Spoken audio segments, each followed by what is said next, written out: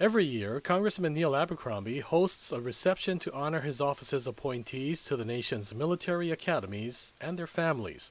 The congressman says making the appointments is one of the important obligations congressional offices fulfill on behalf of the people. The appointments to the academies are not something that belongs to the young people who occupy those slots. On the contrary, it belongs to the people of the United States. And those who occupy these positions then are taking those positions in trust. You are about to receive then an opportunity of trust being placed in you by the citizenry of this particular district and the other 435 districts across the United States of other members of Congress. The students from the First Congressional District that he's honoring this year include 5 of his appointees and 2 presidential selections. They're recent high school graduates and college students. The reception featured talks by a 2009 graduate of the Naval Academy who attended Kamehameha and Iolani schools in Honolulu, and General Douglas Frazier, commander of the U.S. Southern Command, responsible for forces in Central and South America, the Caribbean, and Cuba. A lot of you all are athletes. You know what it's like to be have pain and be diligent and work your way through things. But you're going to find some times where you're stressed, you're pushed to the max, you're going to be tired. You're not going to think that you have time to fit all the stuff that your upperclassmen and everybody are feeding you. There's just not enough space in that 10-pound bag to fit it all in. But you're still going to have to work, and you're still going to have to do it. And most of you have some idea of what an academy experience is like. And I think for most of you, when you get there, it's going to be different than what you expected. And so I ask you to have the mental courage to persevere and to work your way through those things and find a way to do it.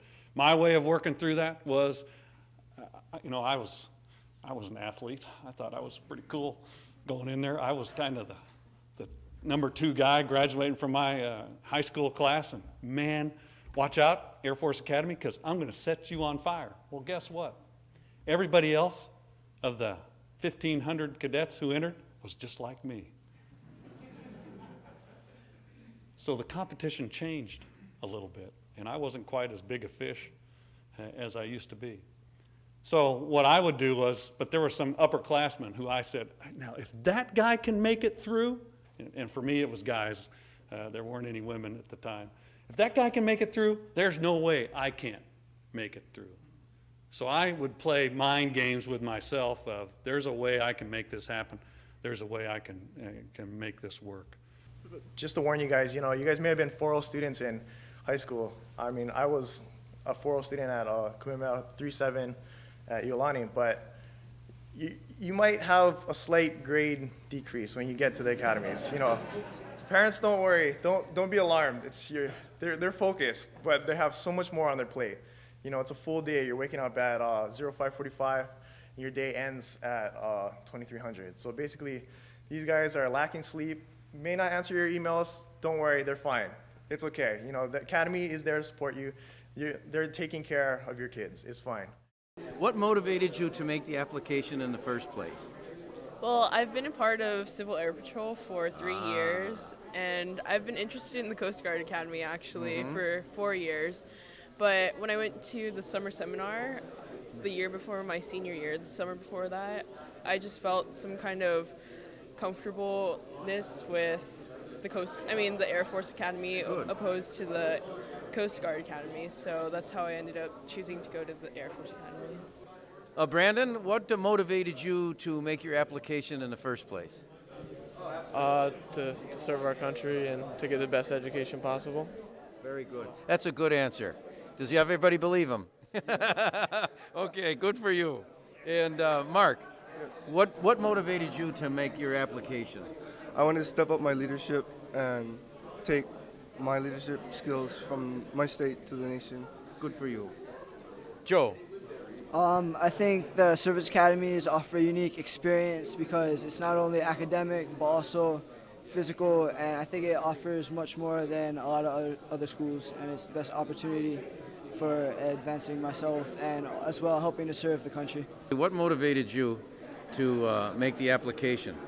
Well, I guess the Thunderbirds did. I saw them a few years back when I was about 11, and that kind of inspired me. I wanted to fly, first of all, and then I went from there. And the but years now passed you're on. going to be heading toward To the Navy. to the Navy. To the Naval Academy And what are you looking forward to there? What do you think your career possibility might be? I'm thinking about engineering, probably oceans engineering, and then hopefully pilot training after that. Well, you know, my military aide, Neely Marcus, she drove ships. She was an engineer. It can be done, believe me, and she's working for me right now. Well, there we go. So maybe I'll work for you. Yeah, maybe that'll happen too. Yeah, good. I would love to have somebody from Kaiser. Yeah. Great. Good Thank for you. you. Thank you, you very Bailey. much. My father's actually an academy grad himself, so it's always been my dream since the 3rd grade to actually be like Daddy. So I'm I a see. daddy's girl, so that was really my motivation, was for my father himself. Okay, and you're going to the Air Force Academy. Yes, sir. Yes, sir. And what are you looking forward to most there? Finishing in 4 years without dying. Okay, that's probably a good idea. Yeah. I'm here with Marcus Rolfing, and I know it was your grandfather, right? Fred Rolfing, is that your grandfather? Yes, it Senator, is. yeah. He was a great pal, good friend, a wonderful public servant in Hawaii. I know he's very, very proud of Marcus. Marcus, what motivated you to make your application in the first place? What were you looking to accomplish? Well, I wanted to serve my country, sir, and I figured this would be the best way to do so. Good for you. You heard that he was calling me sir. I can't wait for Fred Rolfing to hear somebody else calling me sir. It may be very tough on your grandfather to hear you calling me sir, but it sounded real good and you did it just great. Thanks. Thank you. All the best to you. Congratulations. All right. Thank you for being willing to serve in the profession of arms at a time of war. That's a very, very tough choice. Parents, thank you for lending us your sons and daughters to do the same thing, because it's a high price for you also. And I appreciate everything that you've done. Good luck. I wish you the best of luck. You will succeed, and you will have fun. And I'll look forward to seeing all of you at graduation 4 years from now. Thank you very much.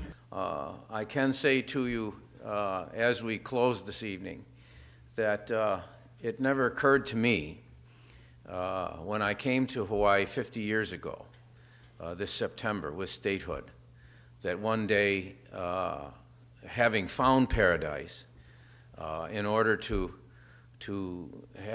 represent paradise, that I'd have to have a one-way commute of 5,000 miles.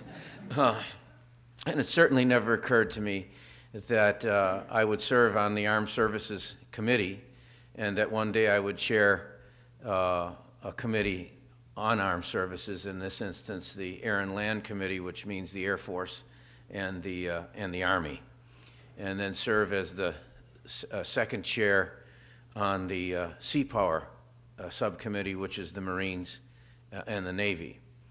And my third committee of the principal subcommittees is the Readiness Subcommittee.